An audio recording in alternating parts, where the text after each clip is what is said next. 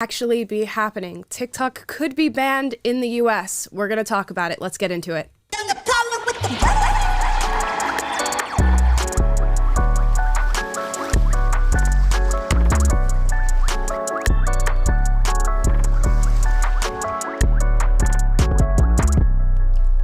Welcome, everybody. I'm your host, Amla Epinobi. We've got Taylor in Nashville. Well, happy St. Patrick's Day to you. It is St. Patty's Day, and I'm not wearing green, guys. Although you can't pinch me, or I will hashtag me to you. So do not touch me. Nobody. Taylor, where's your green? Is it your hat?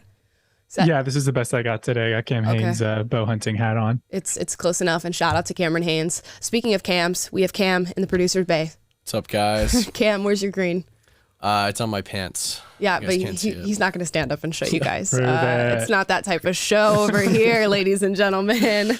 We're going to talk about a few different things today. TikTok possibly getting banned in the United States, talking about the different motivations for that. FatTok, which is a new section of TikTok that I've recently grown accustomed to, where obese people share what they eat in a day. So we're going to have a conversation about that. California moving to possibly ban certain candies due to chemicals and carcinogens that are used to make them. We're talking Skittles, Pez, things of that nature. Plus, is Walmart racist for the certain inventory that it chooses to protect from shoplifting? Also, is your Pantry racist? Because pantry porn, according to New York Post, has been deemed to be rooted in racism and sexist behavior, says a Loyola professor. We're also going to be talking and hearing from a man who has decided to cut off his family and essentially not talk to his family anymore because they are GOP voters. His dad in particular, people bringing down the hammer on him and talking about family disagreements. Plus, Kamala Harris, there she is, gives a fun little post-game speech to the Howard men's basketball team, and it is now going viral for cringy reasons. So guys, let's talk TikTok. Here's the headline out of NPR. Biden administration demands that TikTok be sold or risk a nationwide ban. So TikTok has been circulating in conversation as far as being banned for quite some time now. The Trump administration tried to do it, was shot down by the courts. Now the Biden administration is taking a second crack at it, stating that they demand that the Chinese-owned TikTok be sold to, I guess, an American parent company, or that the popular video app could face bans in the United States. The article goes on to say, whether federal officials have given TikTok a deadline to find a buyer remains unclear. Regardless, it is a major escalation by White House officials who have grown increasingly concerned about the safety of Americans' data on the app used by more than 100 million Americans. And apparently that's 100 million Americans who use TikTok for 90 minutes a day. It's kind of wild just to hear how often people are on the app. I am with those 100 million Americans. Taylor, Cam, are you guys with those 100 million Americans? I'm on the app. I don't use it for 90 minutes a day. I can say that confidently. But Are you up at 90 minutes? I don't think I'm quite at 90 minutes. I would say I'm probably pretty close for how much I surf that app and use it, honestly. Cam? Not every day. I don't know if I'm at 90 minutes anymore, but there was certainly a point where I was like well exceeding 90 minutes. Yeah. When we were both on the TikTok come up, I used to see Cam all the time. This was before we were ever working at PragerU. I used to see Cam's videos because he had over 1 million on TikTok way before I was in the game. So I would see him all over my For You page, and then you got banned, so. Yeah, we were like arguing with the same people. Yes, we were, constantly, consciously. Oh my God.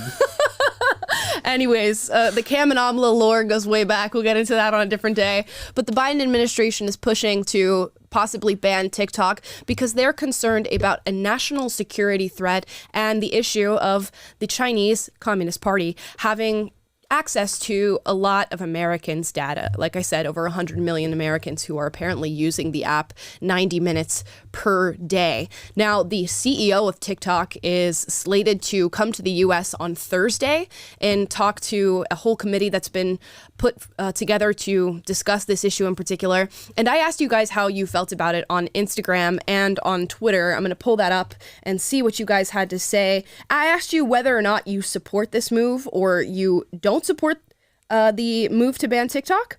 And overwhelmingly, you guys said that you support TikTok being banned. 88% of you on Twitter said you support, as opposed to 12 who said that they don't. And on Instagram, we're looking at 86% saying they support it and 14% saying they don't. Taylor says he supports it. Supports the ban. Yes, I'm team ban. Taylor's like, get TikTok out of here. It's rotting young American minds, and the Chinese have our data. I am on the fence on this. I'm not going to lie, because there's a lot of moving parts here, and we're going to talk about these moving parts. One, it is a Chinese-owned company, but I'm going to go out on a strong limb here and say we have a lot of Chinese-owned companies in the United States that have access to all of our data. So TikTok is not standing alone in its influence and in its access, but it is probably one of the largest companies to have such access to United States data.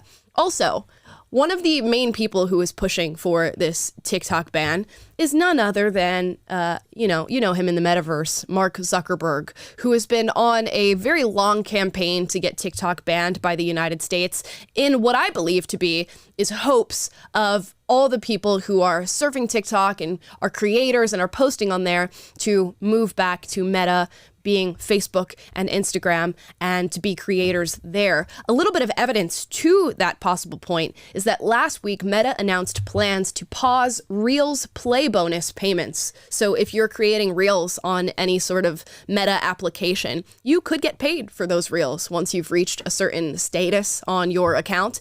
Now they are rolling back those payments, and I think it's because he's anticipating on TikTok being banned, and he thinks all these creators are going to hop back over to Meta, Facebook, Instagram, you all know, and he's just accepting that that's going to be his fate, that he's going to gain back this consumer base that he has now lost to TikTok, even though Mark Zuckerberg himself is taking all of our American US data and selling it to Chinese companies himself. So I think if we're going to move forward with this ban on TikTok for the sake of protecting Americans from a supposed national security threat, you better do it across the board, and you better hold to account the American businessmen and corporate giants who are doing the very same thing with our data. Do you guys agree? Okay. Do I make my case now? You can go for it. There's certainly more to talk about, but yeah, go for it. No, I mean, when you spell it out in terms of like principles and how we're being hypocritical and all that, I guess it's harder to make the case. But I think about this, my parents lived in Beijing, China for a couple of years, and I haven't visited them once. And it is amazing to see just how China operates. I mean, at their apartment building, they have a person who's responsible for reporting to the government everything that happens in the building. Every floor has a person on that floor that's responsible for reporting what happens on that floor to the person who's responsible for the building. There are businesses that are there one day and gone the next. You are completely at the mercy of the party. One day I was walking down the street. There's an art installation there. It was really interesting. It was like this, old Chinese figure who was like being a puppet master to a bunch of little Chinese workers and stuff. And it kind of like sent this weird message of like, maybe this is this artist expressing some way of protest of the government. And I walked back in that same park like a day or two later, and that installation was gone. So the Chinese government is just on top of everything. They're everywhere. They have carte blanche with every company that's in their country's purview to make them do whatever the Chinese government wants them to do. Just last year, the U.S. banned 36 Chinese companies from operating in the U.S. because of data concerns. And I just don't think it's wise to give that large of a beachhead. I don't know how many American users TikTok has. I think we said 100 million. At least that's the daily active users that use it about 90 minutes a day. But just imagine how many more devices it's on. And it's not only the data mining, it's the way that they're able to dictate the algorithm, what's on there, what that's shown to other people. So just all of that, just why would you give, and what's also your biggest hostile global threat, why would you give them a beachhead that large in your company, in your culture, in every American pocket, when you have grounds to ban this company in the same way that you've banned many other companies that you have? And look, I enjoy TikTok. I'm a confessed TikTok user, and I do understand that there may be some inconsistencies with how we're doing it, but just the scope and scale of the threat that I think it poses just necessitates some sort of focus and action. And I'm partial to, I love the old school Vine days. And so I'm partial to seeing someone like Elon Musk create an alternative that we can all hop onto and not have to worry about our data being banned or the moral implications of using an app that's owned by a company that is beholden to a government that is also dangling the strings in places like North Korea and the Shenzhen province. So there's so many reasons to just cut as many ties and close as many loopholes as we can with China. So yeah, I find it hard to believe that in this case, banning TikTok alleviates any of the supposed threats that they are pointing to. I honestly think it just diverts them to a new pathway where now, okay, you leave TikTok, so you'll head over to YouTube Shorts and you'll head over to Instagram and Facebook or whatever. And then instead of your data going directly to a Chinese controlled company, Mark Zuckerberg will sell it over to China for you for a hefty price. And that's why he's going through every avenue he can to make sure that this ban goes through for him, for his bottom dollar, really. And as soon as somebody can say to me, yeah, it's going to alleviate a threat beyond just diverting it somewhere else, then you know what? I want to hear you out. I want to know what you have to say. I think it also needs to be recognized that TikTok has opened up a window, not for all, because there are major censorship issues on the platform, but a window that mainstream media and legacy media does not have. And it's a window that cannot be controlled currently by the US government, although they are working diligently to do that. And I do think there are a lot of higher players in the TikTok company that are here in the US and are controlling exactly what it is that you see on that platform as well. But there doesn't seem to be quite as much collusion. When you are finding alternative media sources, like for example, the Ohio train derailment that happened, where the media wasn't covering it and people were basically saying, oh, it's fine. You know, this happens 1,000 times a year, I think is what Pete Buttigieg said. And then you go on TikTok and you see all these people who are posting live footage of what's happening in their backyard, what's happening in their community, the water sizzling as people try to make their coffee and things like that. It's a window that we now have into people's lives to get information that is not the same as the information that the legacy media or that the really American-controlled Twitter, Meta, Instagram, all of these different entities give to you. Although Twitter has, of course, gotten much better since Elon Musk has owned it.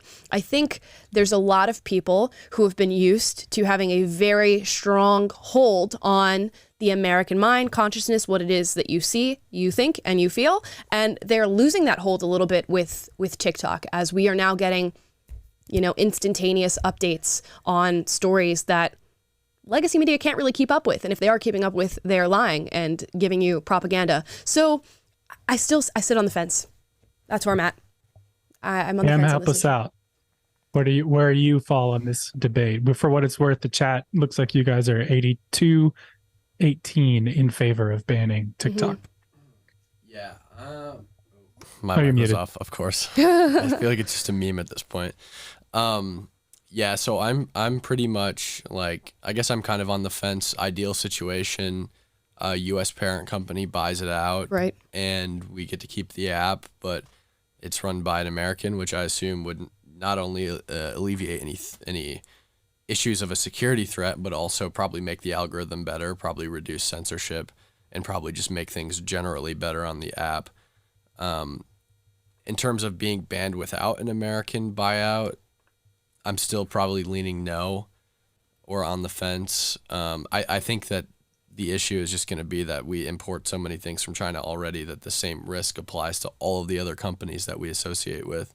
So I think you'd have to apply the standard evenly to all of them and not just to this company specifically, especially when it's a company that deals with a lot of speech and information transfer. Yeah, I am very curious to see what the CEO of TikTok has to say when he comes to visit on Thursday. So we'll probably keep you posted on this story as it develops. I do want to show this one TikTok of somebody, in my opinion, kind of saying the quiet part out loud as far as the TikTok ban goes. Here's this video on TikTok. Shout out to this creator for sharing it. No, but the government is saying the quiet part out loud. Truth is, with 100 million Americans daily on TikTok on an average of 90 minutes a day, this is an issue. I imagine most of you would like your networks to get 90 minutes a day from 100 million Americans. We've got to make sure that we take care of that national security based concern. Yikes. So if the national security, though. Right. So if the national security concern is that you no longer take precedent as far as where Americans get their information from, then I'm not too convinced by your national security concern. If it's more so that the CCP is harvesting American data and using it nefariously, then I'm on board with your national security concern. But there are so many people with so many different vested interests in this particular movement of banning TikTok that it's just hard to decipher at this point what's up and what's down. So I guess we're going to wait and see. But it looks like there are many steps moving in the direction of banning it. So it could be a platform that's gone. I wonder what that does to our country, because so many people are using that app so often and it's not necessarily the healthiest thing to do. So we're going to see a strong adjustment there. Where do those people funnel to? I don't know. Maybe YouTube Shorts, although the algorithm is not algorithming yet at the same rate that TikTok is. Neither is Instagram. And, you know, people for the most part on both sides of the aisle don't like Mark Zuckerberg or Meta. So I don't see them, you know, going back to what they left. It'll be interesting to see. I guess a lot of tech giants will have an open space to create some sort of new app. And as Taylor said before, creating, you know, a new Vine, which TikTok was essentially kind of like a new Vine, but like a Musical.ly, and then it developed further and further and further to probably something that nobody could have anticipated, which is all types of information free flowing on TikTok. You have music creators, you have gamers, you have political commentary, you have just live footage of different news stories. Everything you could ever possibly want is on TikTok. So what a weird thing if it gets swiped. I know a lot of Americans are just going to download a VPN and keep using it. So I don't know if 100 million Can we just of them will, note though. the irony too of you defending TikTok from being banned when they've banned you for like the last year? You haven't been able to post. Yes. That's true. Cam and I both have the same problem. We've been banned probably 50 times on that platform. I just think it does set kind of a strange precedent to ban an app or a website that so many people want, and to just shut that away from what we claim to be as somewhat of a free market. But You know, Taylor, that's what makes us better than them. yeah, there you go. We fight taking for the high road everybody, here. not just ourselves. You're so worried about precedents, but at the same time, you're so black-pilled. You think the whole government's beholden to these elites and special interest type people anyway. So what difference does it make if we have solid precedents or not? Why not just be more pragmatic? You know, I don't know, Taylor. This is a good point. I'm starting to see their interests as being one and the same. That's why I'm kind of just like, why ban it? Because I know you're just going to sell our data anyways, and I know they already have it. That's the black pill. That is the black pill indeed. I don't know, man. I don't know. I saw a video the other day of Tucker Carlson saying that the government, the NSA, was just like watching his text messages, and they found out what he was going to do because they were watching his text messages that he was having just in a private conversation.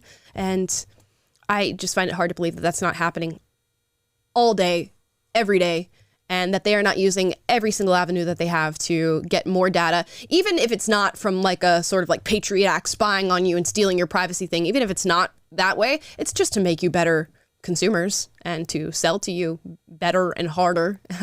And there's just so much collusion with big tech and big pharma and all these big corporations and the government, and it just going in this endless circle that I just find it hard to believe that they're trying to do anything that's within your best interest. So yeah, sorry guys. On that positive note, what else do we have for today? On that positive note, let's move on. Speaking of TikTok content that might not be in your best interest, have you guys heard of FatTok? You know, there's Black Talk, there's Art Talk, which are just different sectors of TikTok that you can get into. Apparently there's FatTok, where bigger individuals are making videos about what they eat in a day, talking about the body positivity movement, calling out fat phobia. And here's one of these videos. This is a 16-year-old girl walking through what she eats in a day. And I'm not trying to hate on this girl. Let's just watch the video and we'll see what we find. I got the bag. Today it's gonna be a little different. I'm gonna do what I eat in a day starting at 4 p.m. I got a pretzel and cheese. Cheddar pepper I've never tried before. top. Really rich in cheddar. Mozzarella stick. Mozzarella stick with marinara. Corn dog with mustard. So Keep in mind I'm sharing all these things with my mom. Say hi, Mom. Hi. Sprouts. Petco. I got frozen yogurt, tart, strawberries, mango boba, and what's it called? Fruity Pebbles. It's giving Nikocado avocado. Just keeps going. This is all one day, right? This is all one day. Panda Oh my God. First, a cream cheese raccoon.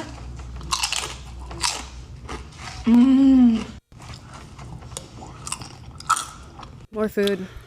More food. I just don't like watching people eat this long. Anyways, you get the gist, right? It's a lot of very unhealthy foods that are being ingested by this individual. And this is now a trend, what I eat in a day, where people are going through and doing this. I told you guys about a TikToker that I found on my For You page that was like, what I eat in the day as a fat B word. And she walks through all of the junk food that she eats all day long. And, you know, these people are going to do what they're going to do. They're going to eat what they're going to eat, and they're probably going to film it because that is the modern day that we're living in. But it is, I think, okay to point out that maybe this is not the lifestyle that you want to have for yourself, and certainly shouldn't be incentivized. And unfortunately, it is. There are very few places in the United States where anybody is making headway in just health and wellness. And that should be something that I think we're prioritizing and talking about rather than glorifying and glamorizing. But here we are.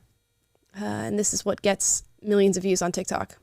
But people flock to what they want, I guess. I don't know what to say about it. People flock to and take in the content that they want, and they eat what they want. I don't know that this girl does not know what healthy food looks like. I think she's well aware of what healthy food looks like and is choosing to make the choice to eat otherwise. You know, I hear Gen Z says after a TikTok or in response to a tweet or something, they'll say she ate and left no crumbs, but I don't think that that's what they mean in this situation, right? I don't think so. I don't think that's what that phrase is supposed to mean, but she certainly ate and left no crumbs. Oh gosh. But Gina Bontempo posted this and said, a 16-year-old shares what she eats in a day. Are we supposed to just pretend like this is normal and fine? And these eating habits are putting a strain. Oh, and fine. And these eating habits are putting a strain on our healthcare system and affecting the future of our country. Is it fat phobic to remind everyone that half of the U.S. is obese? I don't think so. I don't think it's fat phobic to acknowledge that. I think I don't know where you start with something being done about it. It certainly starts with education, and where we're making what? We're talking about gender and sexuality in school. Maybe we should replace those conversations with talks about health and wellness and what you should be eating and why it's important to take care of your body and why you won't regret that in the long term. But those are not the conversations we're having.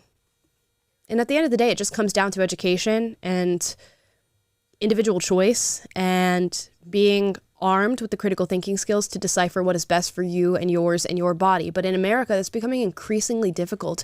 I went to, what is it? What are those cheaper grocery stores called? Like a Smart and Final, I think is what they're called. I went to one yesterday. It was just looking around. I got bored. I went from Target. I went to there. So there was so much processed food everywhere. And for so little money, it's just all over the place, which you'll often hear left-leaning people make the argument of, oh, people who are obese are typically of lower income and they don't have the choice to grab better foods. I don't necessarily believe in that narrative. I think even with a low income, you can eat healthy. You just have to prioritize it, and it becomes something that is a little bit more difficult to do. I will give them that. It's a little bit more difficult to do, but it is something that is achievable. But walking around, it's like out of 1,000 options, 5 of them are healthy. It's just wild. Yeah, and like you said, I mean, it's the easier path to buy the cheap processed foods and have the fast food and stuff like that. But that's not an excuse, and we can't, like, this type of TikTok and this type of whole, like, you know, fat positivity movement. It's ultimately, it's harmful, and it's not reflective of, it's reflective of an I don't know what it is. Is it like somehow did the woke movement embrace this? Because we're going to talk about the story of California. They're moving to ban candy, and yet at the same time, the left seems to be friendly to this idea of fat positivity and that eating like this and being like this is somehow being yourself, and it's just a lie. We can't be in a place as a culture where we're glorifying this type of behavior because it's literally killing people.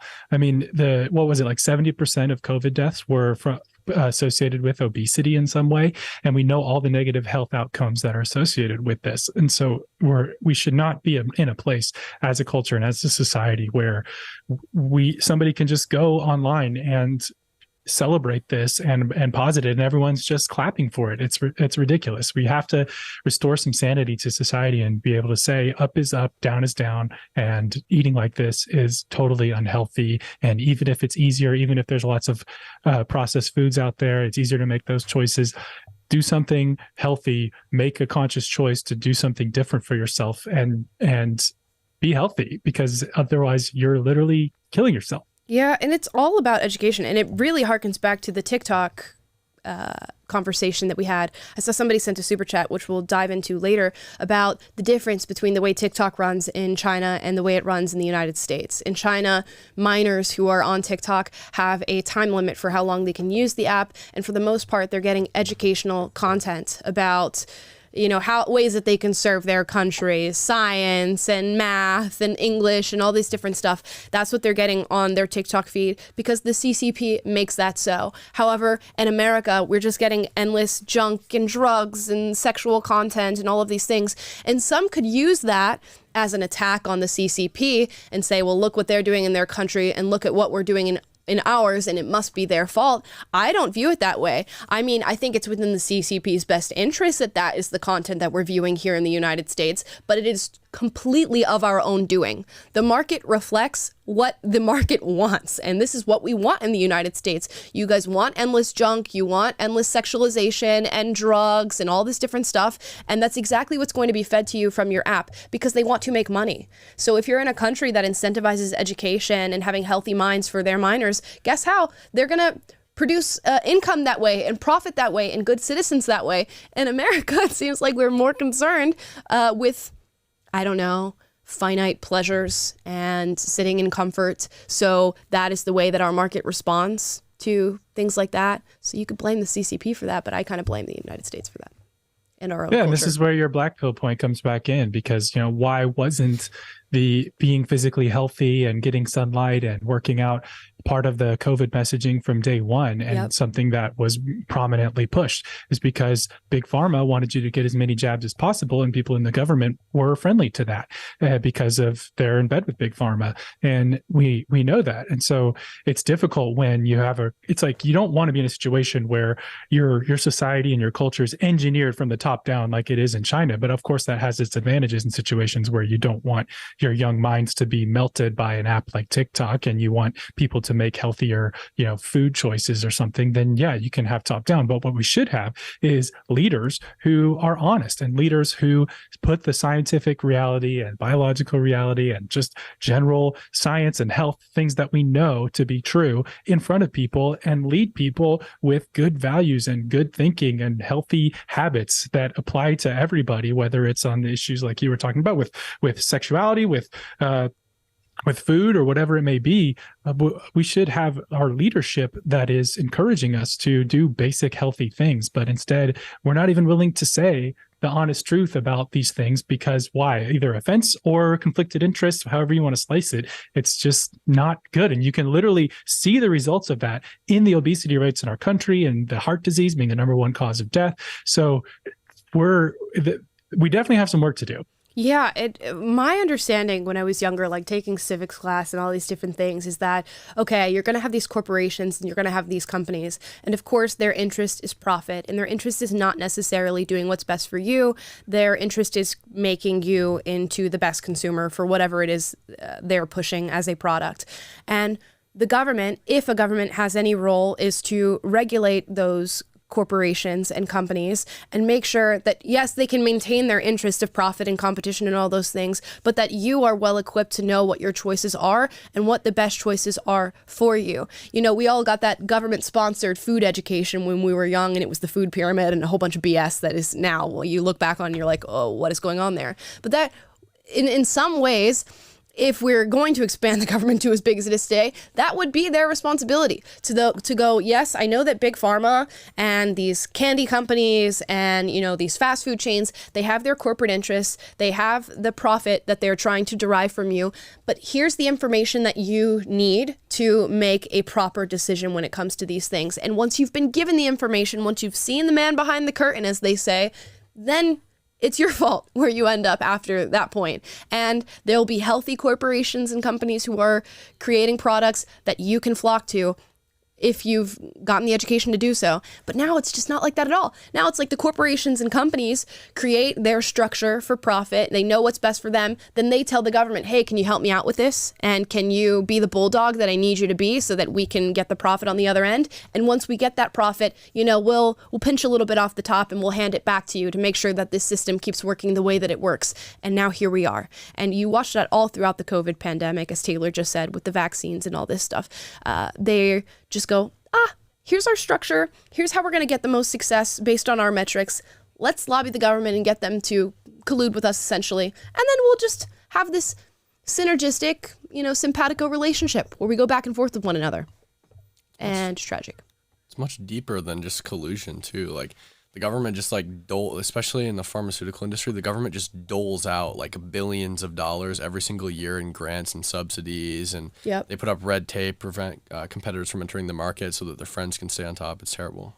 Yep. And it just continues. And now we're getting ESGs that are going to be cycling through our corporations and companies, which is a whole nother story for a whole nother day. But we won't get to that yet. Now, let's talk about on the subject of food and health, a California law that could ban the sale of candies like Skittles and Pez. Let's see this. You may no longer be able to taste the rainbow in California. One of the state's lawmakers is proposing a ban on additives used in several candies, including Skittles, Sour Patch Kids, RIP, Pez, and jelly beans, as they are linked to cancer and organ damage and can be harmful to DNA. Additionally, Trident sugar-free gum is at risk of being pulled from the shelves, along with more savory items like Campbell's Soup and some bread brands. Quote, Californians shouldn't have to worry that the food they buy in their neighborhood grocery store might be full of dangerous additives and toxic chemicals, reads a statement from the Assembly member Jesse Gabriel, whose district is outside of Los Angeles, and who proposed the ban in a bill. So this is an interesting conversation, and I think it sparks maybe, I don't know if it's a philosophical discussion about what can and should be banned, but it does sort of open this up, because many will say, oh, well, you shouldn't ban it, right?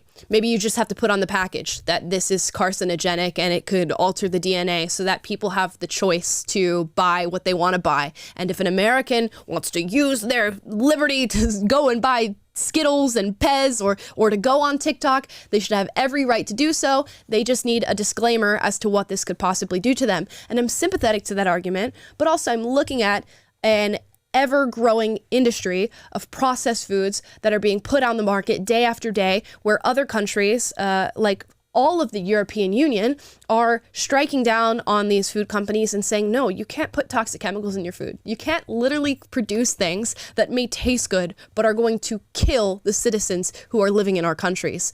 So it's just, I don't know. It's, if you look at what Australia did with cigarettes, where now if you buy cigarettes, they have horrific pictures of what can happen to you, and it says very clearly what the risk is. And I believe we do some of that in America as well. Is that what should happen here? Or would you guys want to see a ban on things like this?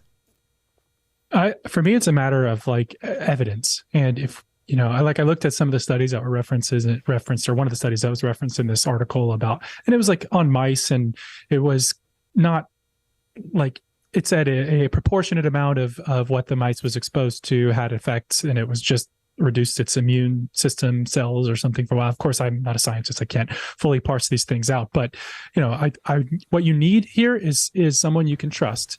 And we don't have that anymore. We don't have an institution like the CDC or NIH, or they've lost our trust in the last few years. And it's hard to be like, oh yeah, I trust the FDA to, issue appropriate regulations on processed foods and stuff. I'm generally somebody who's very moderate about these things. And I believe that we should have maximum freedom, as long as that people aren't able to take advantage of that to put stuff in our food that is knowingly causing harm to us. So if we can demonstrate that these companies know what they're doing and that they're aware that some of these ingredients have been shown to be harmful, and they still put them in there because it's cheaper to process them that way or whatever it may be, then there should be regulation, there should be accountability for that. But like you said, it's a tough conversation, because I think a lot of responsibility also falls to the individual to, if you eat minimal amounts of this stuff. I can't tell you last time I had a pack of Skittles, but if you're already avoiding these heavily processed foods in general as part of your lifestyle, then this isn't going to be a big story to impact you. But there is also the thought that, should everyday Tom, Dick, and Harry, so to speak, who are going to the grocery store, the Americans, really, do they know what's going through their mind? And is it really on them to have to read the ingredient labels and go through all this stuff? Shouldn't you just have some baseline level of trust in the food that's available at the grocery store? So I'm sympathetic to that argument as well. So I don't know. I feel like I said a lot without saying anything, but it's definitely a difficult thing. And I think if it can be shown to cause harm, then I think it should be regulated, bottom line. Yeah. And it seems like it is clear. I mean, it's of these ingredients that they're looking at, propylparaben, red dye 3, brominated vegetable oil, which I imagine is in a lot of stuff, potassium bromate, and titanium dioxide. The latter 3 have already been banned in the European Union. So it seems as though the EU has already done their due diligence here and has decided these things are not allowed in our candies. And these ingredients are present in other items as well. It's not just candy, although this is the focus of this article in particular. And I just don't know. At the very least, if there's proof to show that this is happening, it should be illustrated somewhere on these packages. Crazy sour Skittles, crazy cancerous Skittles. Just so you can see that and you know what you're up to. With the put some cancer cells, I guess, on the back next to the recycling symbol that they put on these packages. Oh gosh. I mean, we're gonna have to ban everything. If we just start banning anything that can harm you, we're gonna have to ban literally everything. Right. Even red meat will give you cancer if you eat too much of it. It's a slippery slope. I don't know. What's next? Alcohol, cigarettes. These are all things that I should be allowed to ingest as long as it's demonstrated on the packaging that they could harm me if I use them. Right. And that's what that's where I'm leaning towards. And I guess I'm being consistent because it's the same place that I'm at with the whole TikTok ban here. It sets a very strange precedent, although there are many things that are banned in our foods now by the FDA. But just let people know that this is something that could happen, I think, at the very least. It looks like the audience is split with us. I asked, do you support California's Skittles ban, which is the best way I know how to word this. And 36% say yes, 35 say yes, 35 say no, and 30 say not sure. So it's a sticky issue. I saw some of you in the comments saying that California's going to start bootlegging Skittles. There's going to be turf wars over Skittles. Literally, they're going to be coming across the Californian border with Skittles. Skittles is just going to pivot to being a weed company, and they'll be edible Skittles now. Yep. And there we are. And then they'll get in because it's profitable. Let's see here. What do we have next? Here is a girl coming to us in a Walmart talking about how they are racist in their protection of certain inventory from shoplifting. Let's hear it. Okay, so I'm at my local Walmart and I'm just looking at the makeup section and I noticed this. And I'm looking at the concealers and, they're all normal, but then once you get down to the darker shades, they have little security tags all over them, but they don't for the lighter colors. So Walmart, tell me that you're racist without actually saying that you're racist. So the lighter tones of foundation do not have security tags on them in the Walmart, but the darker ones do. And I've seen something similar to this in, I believe, a CVS or a Walgreens, where everything in the body and like hygiene aisle was put behind security glass except for sunscreen. And I think you guys can figure out why that's kind of funny, but some might see that as racist. Although I do want to go ahead and point out that I think big corporations and companies and even small businesses like these keep inventory of what gets stolen or what is taken out of the store without being purchased. So if they can't account for those little serial numbers being scanned and they don't have the money in the register for what is gone, those are the things that they're going to protect. And it's probably within their best interest not to put security labels on things that are not being stolen, because that is extra money out of their pockets that is unnecessary. So if they are putting security tags on darker foundation or leaving everything but sunblock it's protected, it's probably because those things are being stolen.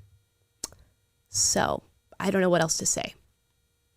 Them's the facts. Yeah, we did a poll. 80% of you are saying that Walmart is not racist for this. And, you know, it's the same logic as in if it's October 2001 and you get randomly selected by TSA because you're wearing a turban. It's like, well, sorry, but we just got bombed or had planes fly into buildings by the terrorists who are from Afghanistan. So, it's not necessarily racist. It's just using the data available to make adjustments and take prevention measures that reflect the data that we have, so that everybody doesn't have to be subject. Every product doesn't have to be on that just for the sake of appearances. Because the alternative is what? Either you let the theft happen rampantly to every product, or you have to lock down every single product. And so this is the most practical solution. Yep. If it weren't happening, they wouldn't do it. Do you think they want to pay more money to secure the things that they're putting in their stores?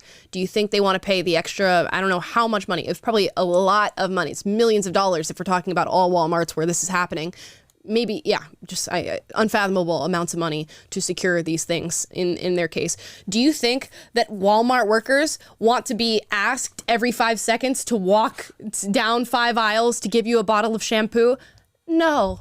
Do you think I, as a consumer, want to do that? I get pissed off. I go to Target and I'm like, oh, I just want to get nails, like my little fake nails that I do every now and then that you guys don't even like, but I do them anyways.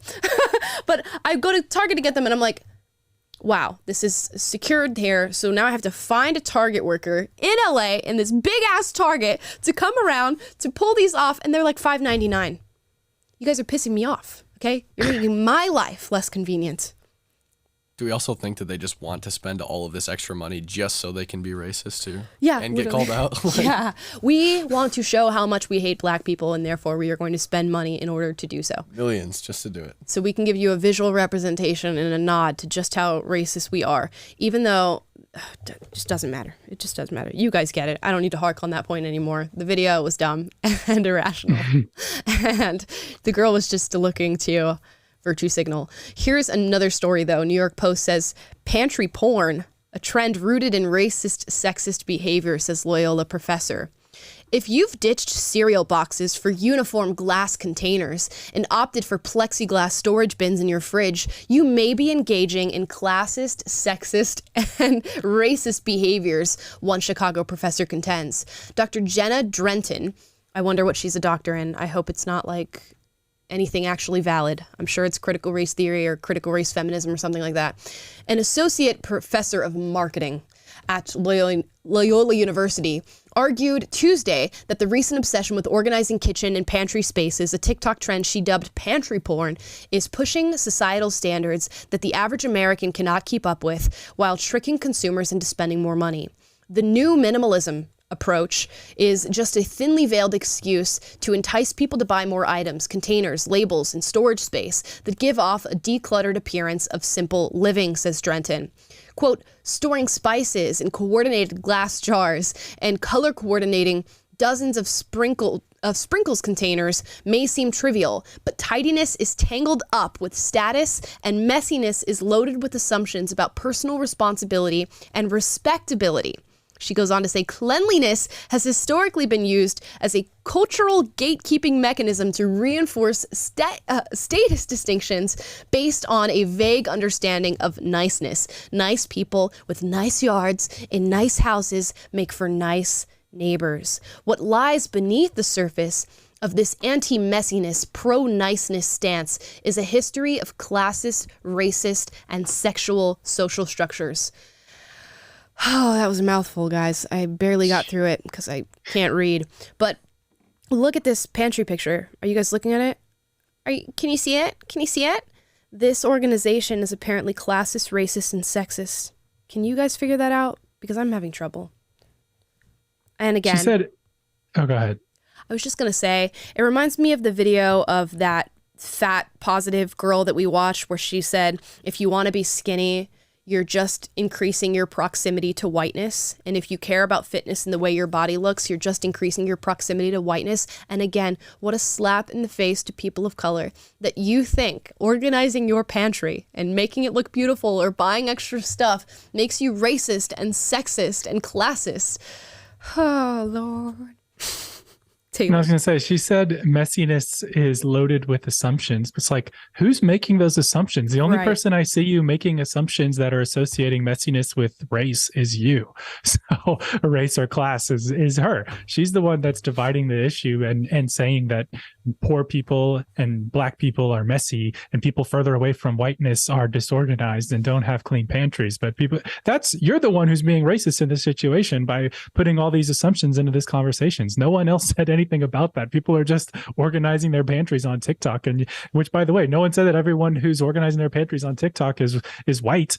I'm sure there's plenty of other people of other races who are doing this. So this is that classic, it's not whether racism occurred, it's where did racism occur. And if you look in the situation deep enough, you'll find racism if you're looking for it. And that's exactly what people of this ilk do, especially in academia. You got to know it's coming.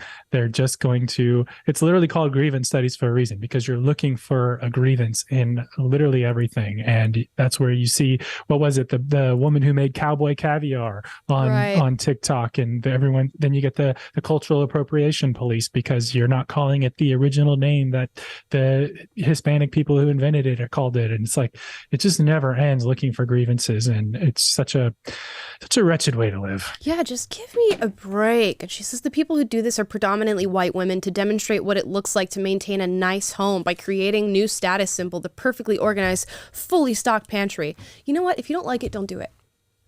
It's as simple as that. They like it. They do it. They post a video about it on TikTok. You deem it pantry porn and call it racist and sexist. If you don't like it, do not do it. They're not creating a new standard. It's not like every pantry has to look like this. I can't even believe I'm talking about this. Can't even believe it. If Aaron said, I'm white and my pantry's a hot mess. Well, apparently that makes you black. So welcome to the club. We're now in the same boat. It's just ridiculous. I just cannot believe it. We're going to move on here. I don't have anything else to say about this.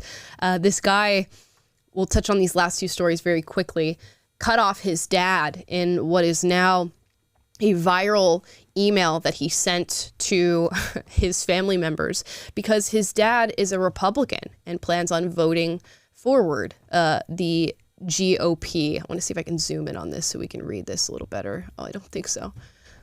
Let's see. Okay, so it says, "Hi family, last night on a phone call with dad, he commented that he was still a Republican. I asked, quote, even after Republicans are trying to recriminalize homosexuality across the United States, end quote. Yes, he said. As such, it is now necessary for a family email so that expectations are set to everyone, regardless of voting affiliation. Hear me clearly. You cannot vote for the GOP and continue to have a relationship with me. No exceptions. I am inviting no dialogue, and I have no interest in nuance." And I don't think we even need to read any more of this email because he just exposed himself there. I am not inviting dialogue, and I have no interest in nuance. Unbelievable. So this guy posted this and said, update, 100% family agreement. Hold folks accountable, especially the ones you love, and do it with the passion you'd have preventing a drunkard from driving. It's a public health and safety issue. Oh, the entitlement is just so very real. Not only are you entitled to your own opinion, which you are entitled to others' opinions. And if they cannot shapeshift their opinions to fit your agenda, then you cut them off. And this person's dad responded and said, "This is your dad," which is such a dad thing to say in a text. "This is your dad.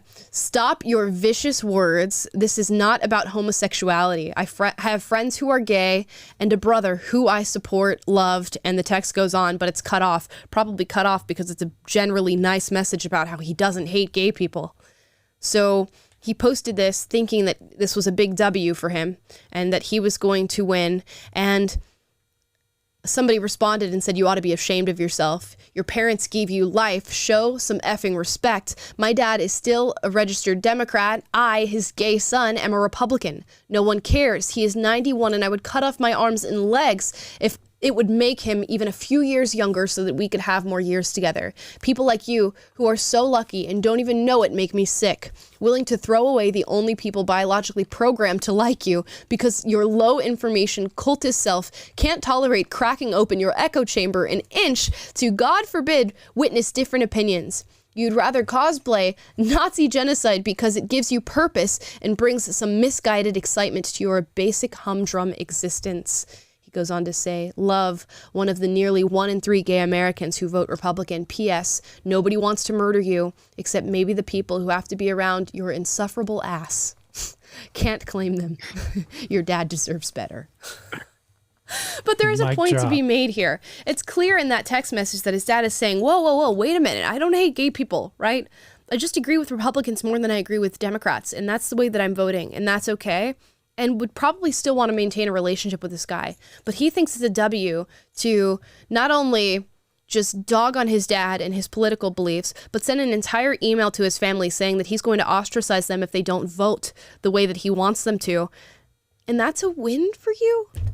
That's really sad. It's just very sad. It's like cult-like behavior to issue this kind of statement and to treat your family like this. Isn't it one of the markers of being in a cult when it seeks to cut you off from your family? But exactly. Only someone who's engaged in like such a rigid ideology would ever think to do this. And you can tell just by looking at the person's profile. I got it pulled up right now. Their Twitter bio is queer supremacy, I sneak cheese, bipolar, married to the sea, NSFW, ACAB, which all cops are bastards, BLM, abortion on demand, cheers, trans flag, beer emoji, DMs welcome. So gosh, just in case you needed some signals for where this guy stands and how he thinks, this is why it's become the running joke on Twitter to just quote tweet someone who says something crazy or says something crazy to you and comes after you and just quote tweet them and say pronouns in bio. Because as soon as you know that they have pronouns in bio, you know that they're one of these types who's just a complete ideologue, who's doesn't think in terms of reality, the real world, is a sensible person who's interested in nuance or interested in having a conversation. They're not.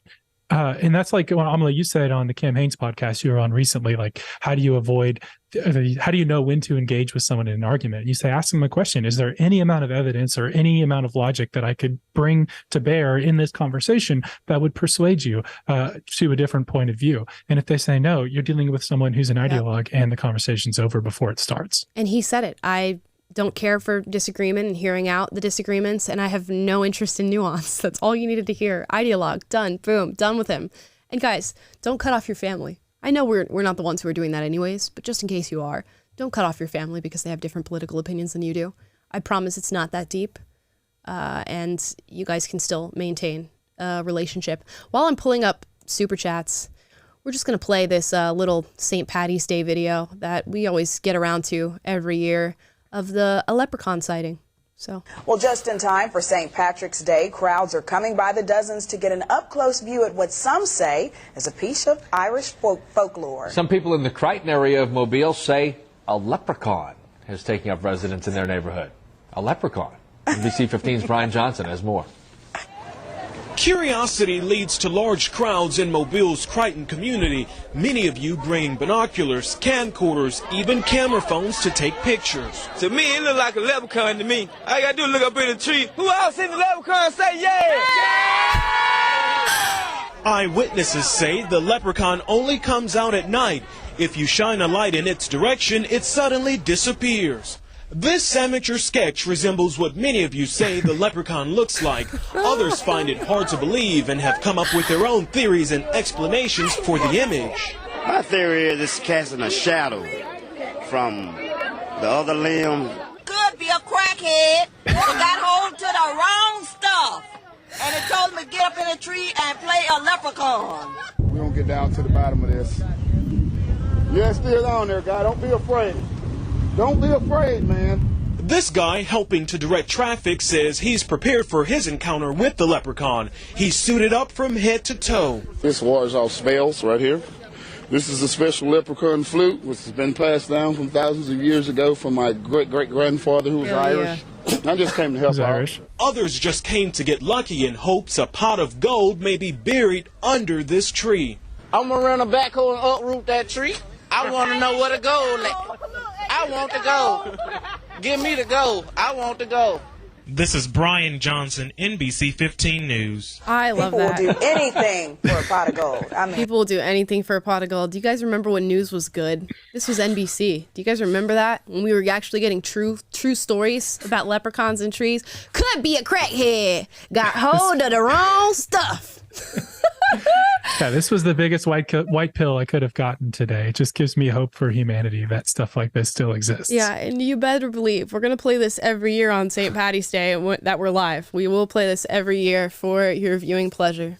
Could be. You posted that South Park clip on your story as well. That's annual viewing on St. Patrick's Day too. Yes, you got to check that out on my Instagram story. It's the little clip of Butters on St. Paddy's Day because Butters loves St. Paddy's Day and he's dressed out in all green and he goes up to this girl in school and he's like, "You're not wearing green," so he pinches her and then he gets arrested for sexual assault, which is so 2023, by the way. But Butters gets arrested and he's like, "I'm so sorry. I just did it because she deserved it on account of what she was wearing." And everybody just freaks out on it. It's like, "Oh, you're horrible. Disgusting." But yeah, that is St. Paddy's Day today. I don't think you can pinch people on St. Paddy's Day anymore.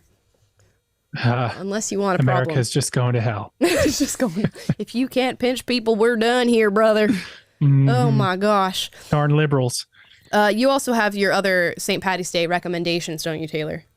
Oh, yeah. So I thought about this because Sabrina, our colleague, sent me a video today or like a text today where she was watching the Always Sunny in Philadelphia episode where Charlie catches a leprechaun. So that's another classic one if you're an Always Sunny fan. And then there's The Luck of the Irish on Disney, back the Disney Channel original movie from the 90s or early 2000s that is also a classic. So I don't know if you guys have any other appointment viewing annual St. Patrick's Day clips or shows, put them in the chat. Right. Gonna go get your shamrock shakes, which sounds so gross. I'm not gonna lie. It just sounds gross. Done. Okay, to Super Chats. Text Fraud, thank you for your Super Chat. TikTok is just overrated musically. Well, it basically is musically. You know what? I don't know. Musically sucked. TikTok has a lot of stuff on it. Musically was pretty bad. If I want to just watch somebody like dance and lip sync, I don't know. If I get to that point in life, I'm just gonna duck out. It's my time. So yeah, I think TikTok's a little better than musically. Next, Sup My Dude says, I absolutely despise TikTok. Absolutely mindless entertainment with little to no artistic value nor integrity. Be gone, TikTok, you piece of crap. You know, I go back and forth on it because the algorithm shows you what you want for the most part. If you wanted just purely educational content, like if you wanted to hear from people learn how to code watching TikToks, you could learn how to code watching TikToks. If you wanted to hear from engineers about how their job works or whatever, you get that on TikTok. There's a lot of information, but a lot of it is mindless crap. Just depends on what you're feeding yourself. Flynn Vasson says, "Did you pray for me? LOL. Keep up the great vids." He's checking in on you, Taylor. Holding me accountable. You know what? Actually, we were going to bed the other night. My wife was like, "You need to pray for that guy." And so she held me accountable too. And so I did say a quick prayer for you. But I don't know. It's kind of weird that this is happening through Super Chats, both the accountability and the request, because I feel like I'm being paid to do this. And it's raising some strange moral questions. So maybe we need to find another way to have this prayer relationship. We'll figure it out. We'll work out the kinks in that one. V, thank you for your super chat. Did you hear more about Eureka McCrae, the Safeway diversity champion who ran black supremacist Twitters and threatened this employee who reported it? No, I remember you sending a super chat for that. One moment, actually. Let's actually look into this right at this very moment. Eureka McCrae, Albertson Safeway. I gotta tell you, I don't keep up with Albertsons and Safeway news. But I didn't see this story. I'm missing out. You know what I used to really love about Albertsons? Their chocolate chip cookies. And I haven't had one in a fat minute. Let me see. You know, there's not a lot of news on this, brother. Or sister. Don't want to misgender you. It's a big no-no. I'm looking up diversity. Maybe Taylor, if you look it up on your end, I'm not seeing any like headlines about it. Is this a story that you yourself are aware of? And has it been reported on? Dixon I seem Butts. to remember a story about this years ago. But anyways, yeah, we'll have to go back to it. Dixon Butts sent in a super chat. Appreciate you for that. TikTok itself shouldn't be banned. All data mining outside of the app needs to be banned for all social media and other apps. Yeah, I guess the Biden administration did, or some sort of outside company or the company itself is talking about safeguarding data instead of, you know, going through this whole deal of trying to sell it to an American parent company. They're like, if we can get the data safeguarded, will that fix the problem that we're having now? So we'll find out more next week when the CEO comes and they have their whole conversation. Stubby Juan Kenobi, thank you for your super chat. Don't you worry about the difference between what China pushes to its citizens versus what Americans get? We did cover this. I mean, I worry in the sense that American culture has deteriorated, not in the sense that the Chinese are purposefully making it happen here. I just think that's, you are what you eat, right? And that's what we're eating, willfully. Just like that girl in the TikTok that we watched. Adam, thank you for your super chat. There's a reason they banned TikTok in their own country. The ruining of American minds at an alarming rate alone is more than a reason to ban this app. Best foreign attack on American soil ever. Well, it's not technically banned in China. It's just healthier in China. So you can still use TikTok and watch it, although everything is controlled in China. And I'm not sure that that's something we want to advocate for as far as the content that you get. I don't think you can even look up a picture of Winnie the Pooh in China anymore because it's been used as reference for their great and all-powerful master and leader. So it is a slippery slope. And if you got rid of TikTok, right, if it's banned tomorrow and the Biden administration makes this happen, you best believe there's going to be another TikTok in like 2 seconds because it's what Americans want.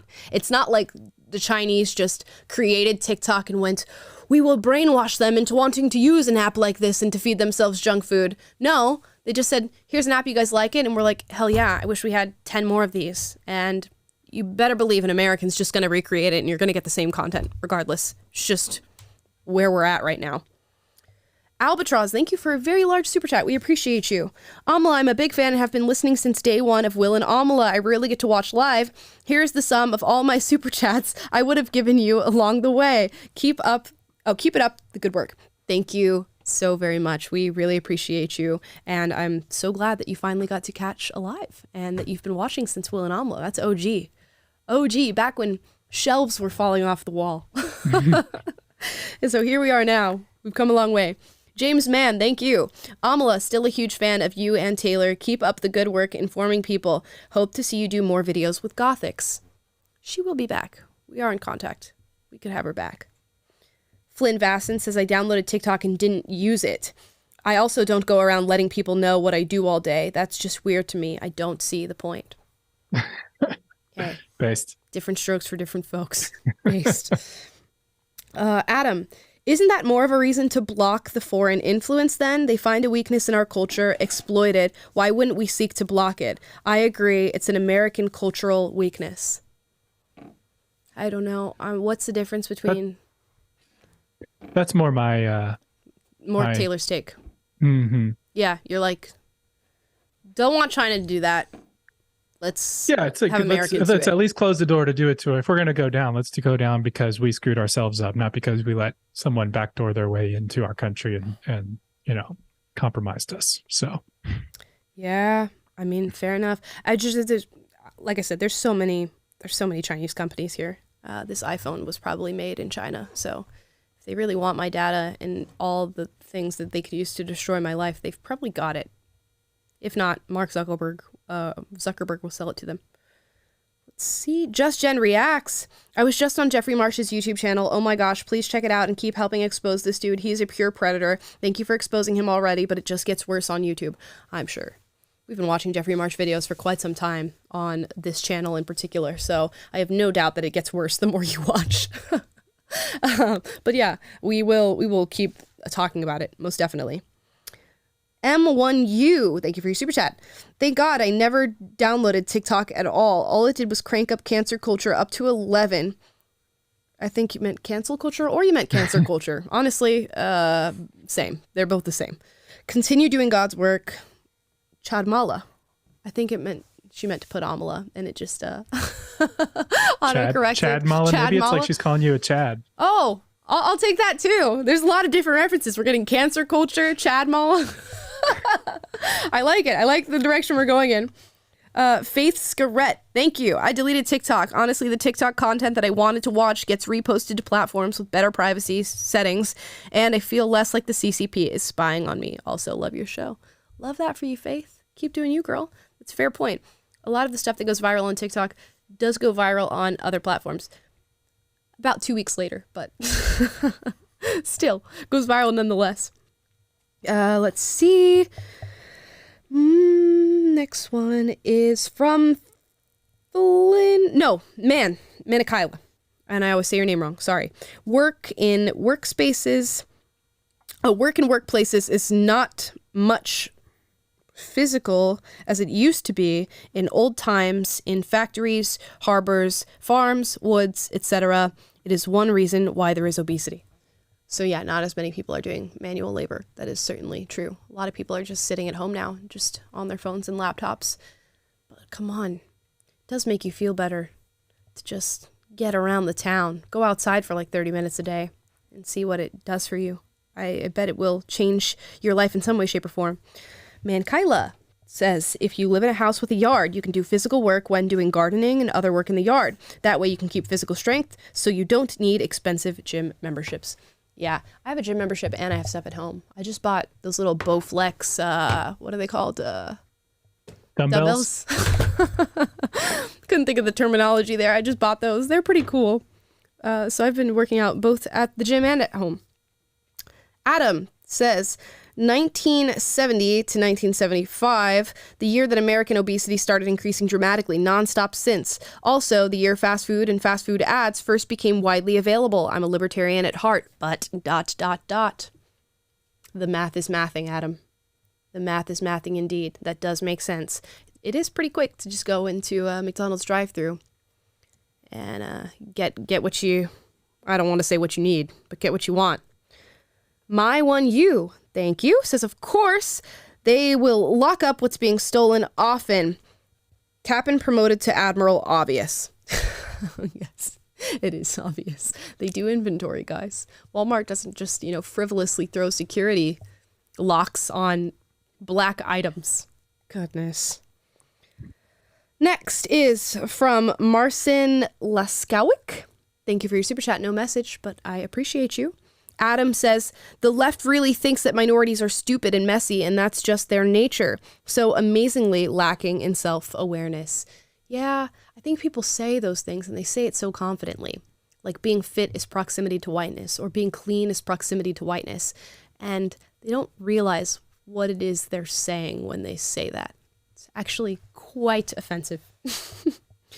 Alfredo Orquiz. Thank you. Regarding the pantry porn, I thought we were all on board with reduce, reuse, and recycle. I don't know that we're all on board with that. I do like to reduce, reuse, and recycle, but who am I to tell somebody they can't put their spices in little glass containers and label them if that's what they want? The Emily Maricos of the world, for those of you who are on TikTok. To each their own, Charlize their own. That's where I'm at on that. Mind Yo Business says, from Canada here, have you guys heard about the Chinese interference going on in Canada right now? I don't know. It's quite a broad question. I don't know in particular. I would need definitely more details. I will certainly Google it and look into that, but I'm sure there's those meddling kids are meddling all over the world. All types of countries, everywhere. Text Fraud says, well, looks like the very inclusive community isn't very inclusive. Who would have thought? Isn't that always the case?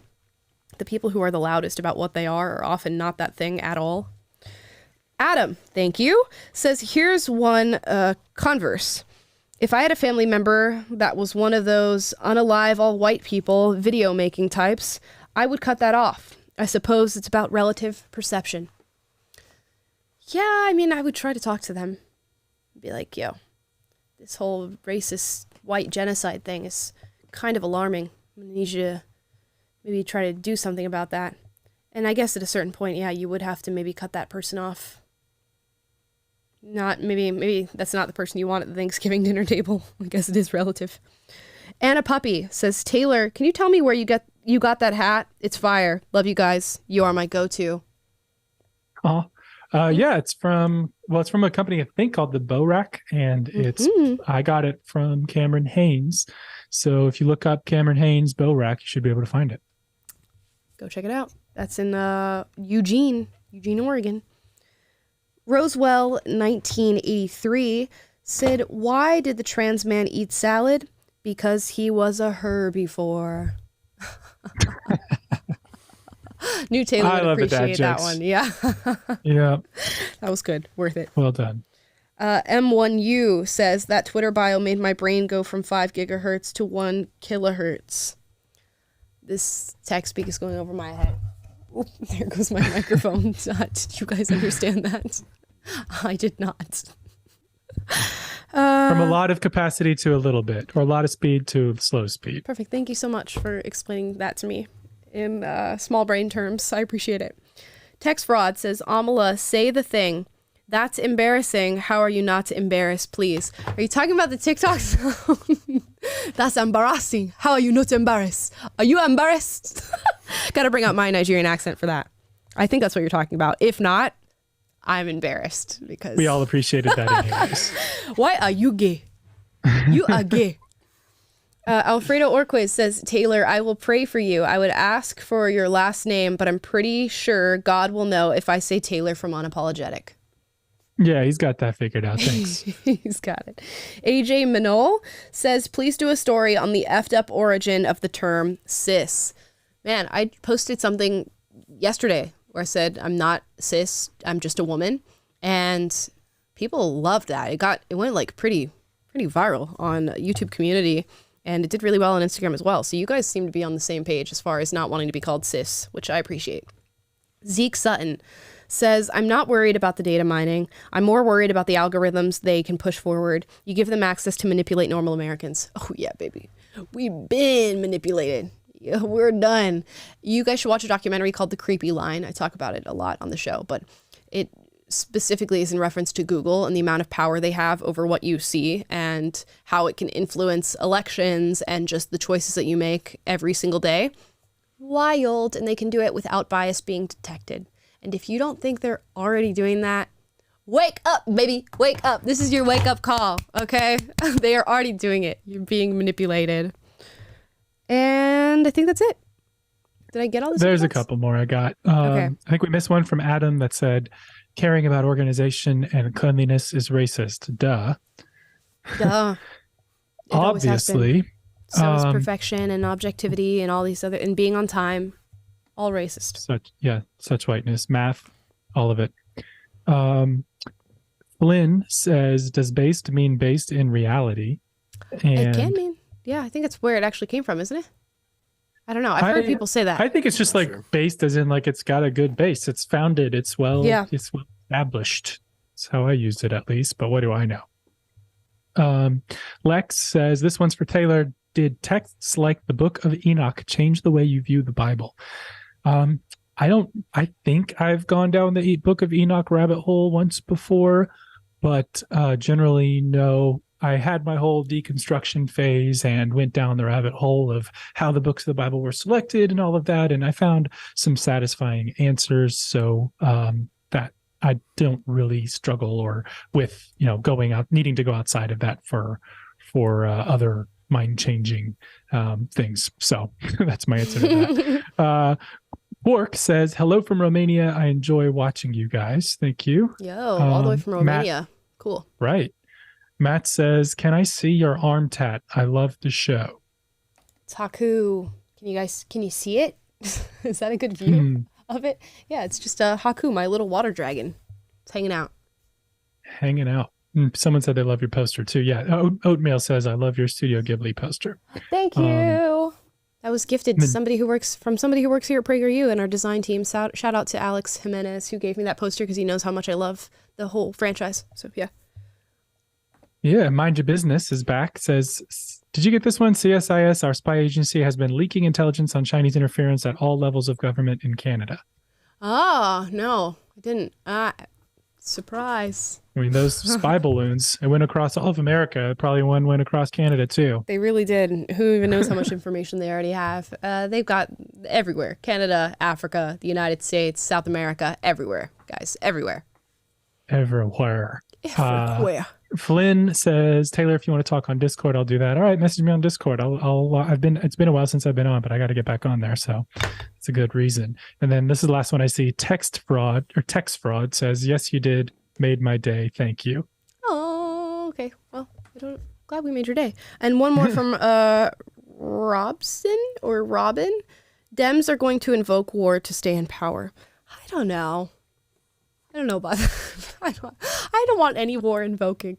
Although I don't know that I've not heard a Democrat try to invoke war necessarily. I could see they're maybe fanning the flames of divide, certainly. But I have heard, you've heard the Republicans who are like, we want a national divorce or whatever. It's kind of crazy. There's some Looney Tunes on both ends of the spectrum. I know some of y'all might not like to hear that, but Lex said, I heard there was even Chinese police in Canada as well. Could very well be.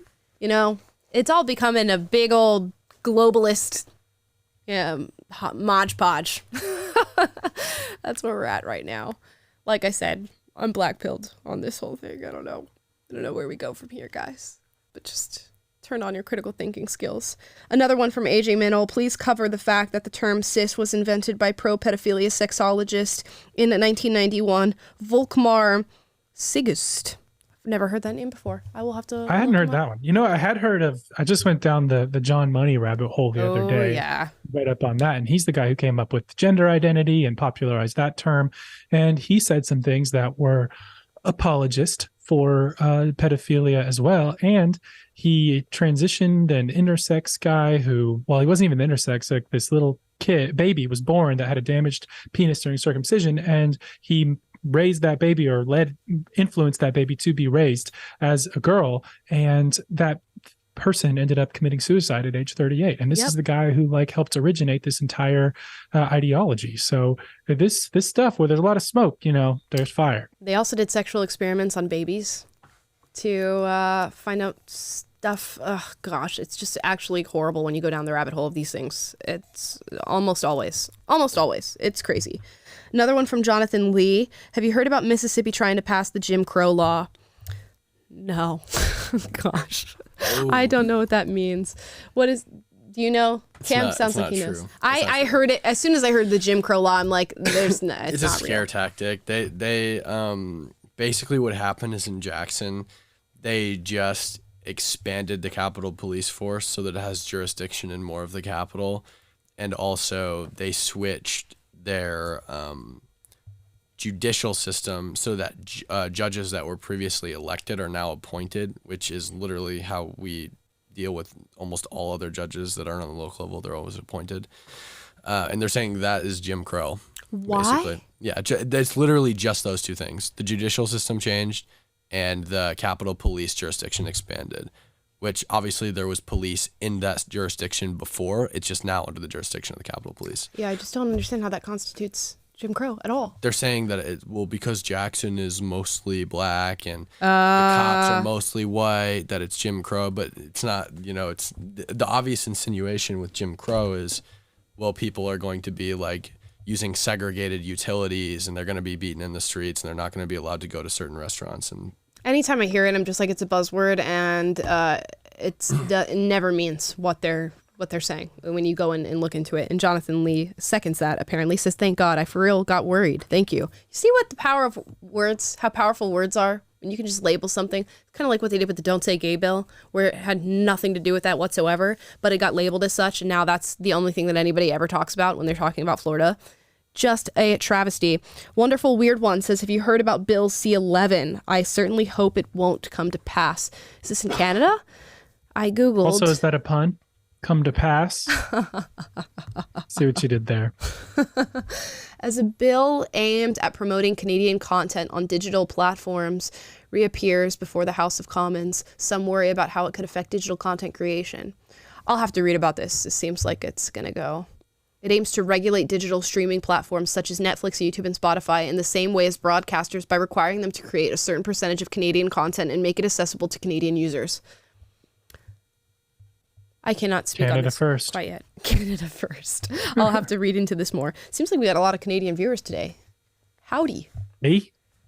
I'm Thanks sorry. for watching, eh? Yeah. Just trying to... A boat. Yeah. Maple Hope you enjoyed syrup. everything we talked about. Guys, thank you so much for watching. This is where we're going to close out today. It is Friday, so we hope you do have a beautiful, fantastic weekend. Have lots of fun. I'm not doing anything too special this weekend, but we do have some content lined up for you to go out Saturday and Sunday. Yeah, I don't really have anything special this weekend, but I'll keep you posted. If there is anything, you guys will be the first to know what's going on. Guys, please like, subscribe, click the notification bell to be notified every single time we're live. That is Monday, Wednesday, Friday, 3 p.m. Pacific, 6 p.m. Eastern. And if you'd like to win a mug, plus some stickers with my face on it and a little personal letter from me, sign up for our email list and newsletter by going to the link in the description down below. We will pick 10 of you and send this directly to your door so that you can enjoy it. Sip your coffee, tea, warm milk for all you weirdos out there who are doing that out of your unapologetic mug. Guys, thanks so much for watching. Do all those chores I just gave you. And we'll be back on Monday. Peace out.